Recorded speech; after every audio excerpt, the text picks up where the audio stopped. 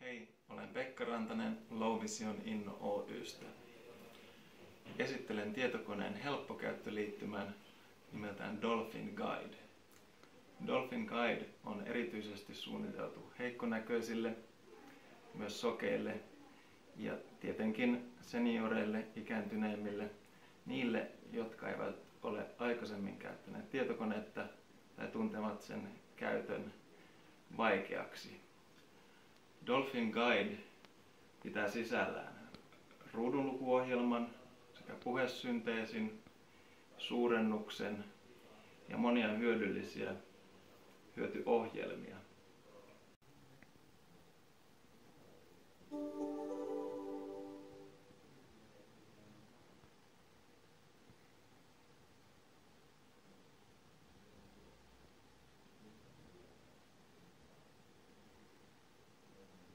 Hei ja tervetuloa Huikeen.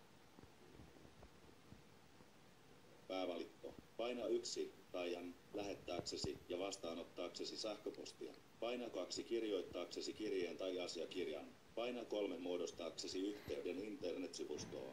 Paina 4 skannataksesi ja lukeaksesi kirjaa, lehteä, kirjettä tai asiakirjaa. Paina 5 hakeaksesi osoitteita tai puhelinnumeroita. Paina 6 toistaaksesi CD-musiikkia, äänikirjoja tai MP3-tiedostoja. Paina 7 tarkastellaksesi kalenteria tai lisätäksesi muistutuksen. Paina 8 lukeaksesi kirjoja tai uutisartikkeleita. Paina 9 saadaksesi lisää valikkoja, kuten laskin, sanakirja, suurennuslasi ja kopiokone. Paina Escape sulkeaksesi tämän ohjelman. Paina F1 jos haluat ohjeita. Guide käynnistyy suoraan oman ohjelmaansa, jolloin sitä ei tarvitse käyttää Windowsin kautta. Ohjelmassa on selkeät valikot, joita voi käydä läpi nuolinäppäimellä. Paina 2 kirjoittaaksesi, paina 3 muodostaaksesi, paina 4 skannataksesi tai ja lukeaksesi sitten kirjaa, itse lehteä, numeronäppäimellä. kirjettä tai asiakirjaa. Guidessa on myöskin kattava ohje, missä tahansa painamalla F1 funktionäppäintä F1. saat ohjeen. Päävalikko. Päävalikko on lähtöpisteesi käyttäessäsi Huidea. Täältä voit valita mitä osa Huiden ohjelmistosta haluat käyttää. Normaali päävalikko on numeroidun listan muodossa. Control-painikkeella voi pysäyttää puheen ja ESC-näppäimellä päästään Escape.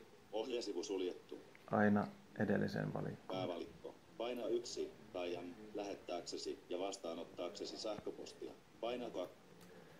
Guide kertoo, missä milloinkin olet ja miten seuraavaan paikkaan pääsee.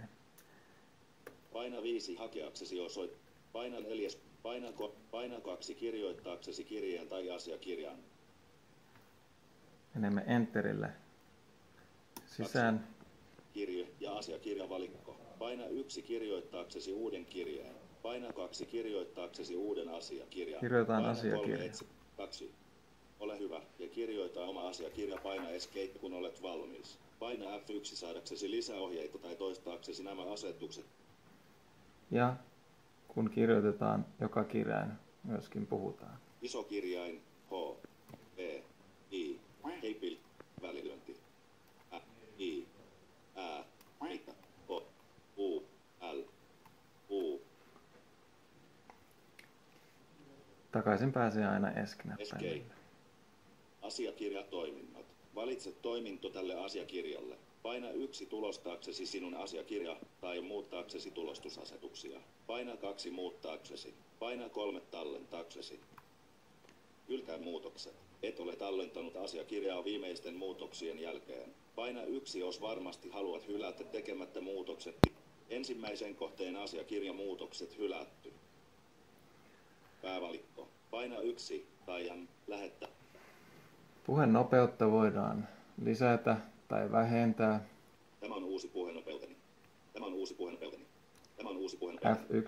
F11 funktionäppäimellä tai vähentää puhenopeutta Control F11. Tämä on uusi puhenopeuteni. Tämä on uusi. Tämä on uusi puhenopeuteni. Hyvinkin hitaaksi.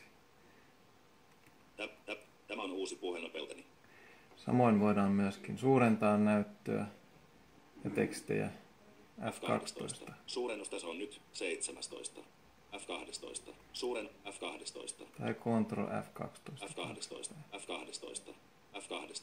F12. Suurennustaso on nyt 15. Monia muita näppäimiä myöskin, funktionäppäimiä, joilla voidaan luettaa koko asiakirjaa sana kerrallaan tai kirjain kerrallaan. Valikossa on monia eri...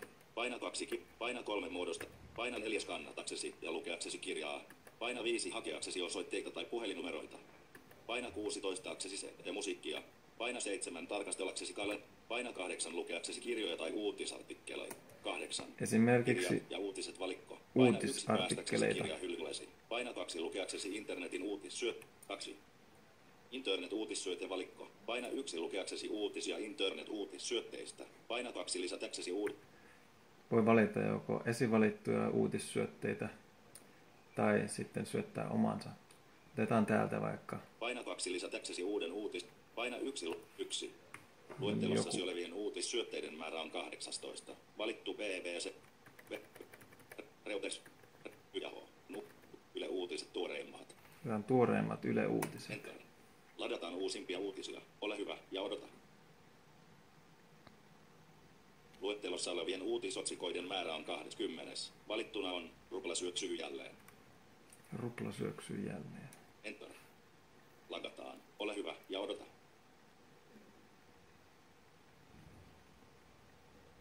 Rupla syöksyy jälleen palkki Yle Uutiset palkki Yle.fi.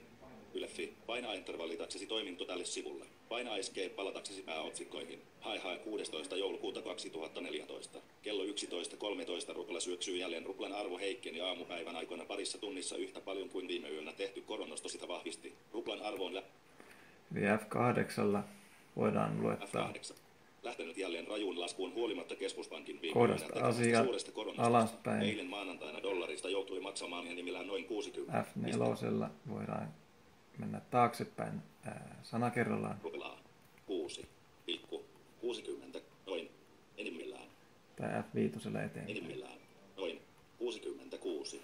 Tai nuolella voidaan mennä vielä alaspäin. Pääotsikkoihin. Escape. Ja Escapeillä aina Luettelossa päästään olevien taaksepäin. uutisotsikoiden määrä on 20. Escape. Luettelossasi olevien Näin on RSS-syötteet. Escape. Internet-uutissyöte valikko. Paina 1 lukeaksesi uutisia.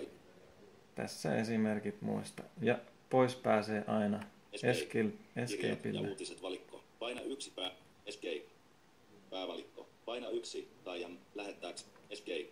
Sulje valikko. Paina 1 sulkeaksesi uuden ja sammuttaaksesi tietokoneen. Paina 2 sulkeaksesi uuden ja palataksesi Windowsin työpöydälle. Paina Escape palataksesi päävalikkoon. Paina F1 jos haluat ohjeita. Voi palata suoraan Windowsiin tai sammuttaa tietokoneen niin, ettei käydä Windowsissa ollenkaan. Painan 2, joten palaan takaisin Windowsiin. 2. Näkemiin.